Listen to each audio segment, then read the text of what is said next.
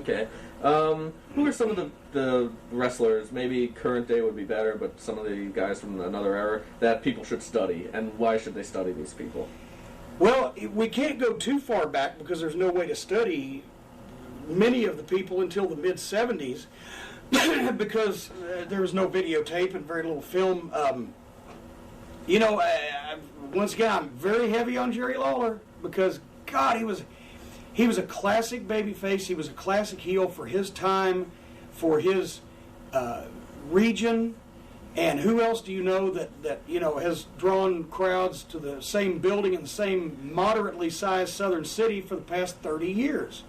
And he just sold 5,000 tickets to see him and not much else, in the Coliseum a month ago.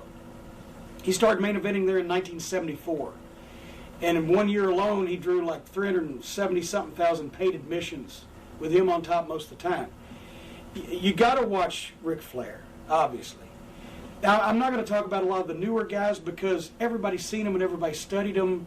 I'm not trying to knock or leave out a Mick Foley or a Steve Austin or a Rock or some major name like that from the past 5 years. But if you want to go back, study Dusty Rhodes because of his gift of talking, his promos, his ability to talk people in. And I mean, look at Dusty. I mean, he was not the most physically imposing as far as a bodybuilder, but the people thought he was tough. The people believed in him. When you go back, you look at anybody that drew money, that was on top for a long period of time, especially in more than one territory. All the NWA champions. For that matter, a lot of the top stars that worked St. Louis. A lot of the top guys in Florida, big wrestling territory. The 80s tapes from Atlanta, TBS both before and after Crockett took over. The guys can learn something from almost anybody that was really in a money-drawn position in this business. There were flukes and flashes in the pan and people who made it 6 months in one territory and never went anywhere else again. Leave that for later. But watch the top guys. Watch the guys that had the titles, that carried the territories, that got most of the television time. Guess what I'm saying is, watch old stuff. Because now what's old is new again. We wouldn't be doing the Midnight Express reunion after 20 years if they didn't want to see that stuff lingered in people's memory. We're not going to go out there and do the same kind of match we did 20 years ago because we're all 20 years older. But what we did 20 years ago lingered in the fans' memories to where they want to see it again.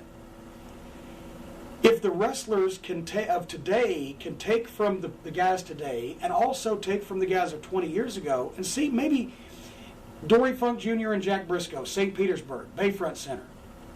They went 60 minutes. They had a legitimate wrestling match. You couldn't see a hole in anything. They didn't hit the ropes that much. There was a lot of 3 or 4 minute headlocks in that 60 minutes.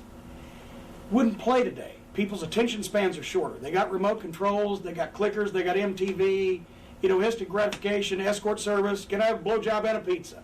I'm surprised that hadn't been done, by the way. Yeah, pizza and escort service. Get it all done all at the same time. But anyway, so what you do is you take that 60-minute match, you take out the 4-minute headlock, you put in a 20-second headlock, but you do the shit that they were doing elsewise, and you got a nice 18, 20-minute match, and it looks good, and it'll be exciting. Add the shit you can do. When you steal from one person, it's plagiarism. When you steal from many, it's research. Do what fits you and get these little ideas, these little tips, these little hints. And you can see what guys did to get over and make themselves memorable. Because ultimately it's about selling tickets, it's about drawing money, and you can't do that unless people remember you and they know when they came to see you they got their money's worth. And why did they? Because you did something that connected with them. And there's so many moves now being done that are death-defying and guys are putting themselves in hospital. But at the same time, it boils down to this. The check is the same for the match, whether you go to the hospital or whether you just have a nice match and go home to your family. So I'm not saying don't work hard. I'm not saying don't lay your body on the line in the right situation, but pick your spots, and more importantly, it's not how many bumps you take, it's when you take the bump that you do take and whether the people like it, remember it, and it means something. Get the match over, you don't have to kill yourself. So everybody needs to think more, bump less, and realize that it's performance art, you're telling a story, you're connecting with an audience, and if you have the personality, the capability, and the psychology, then there's been a lot of people that weren't real athletic in this business made a lot of money just because they could get the people here. And that's what you need to do.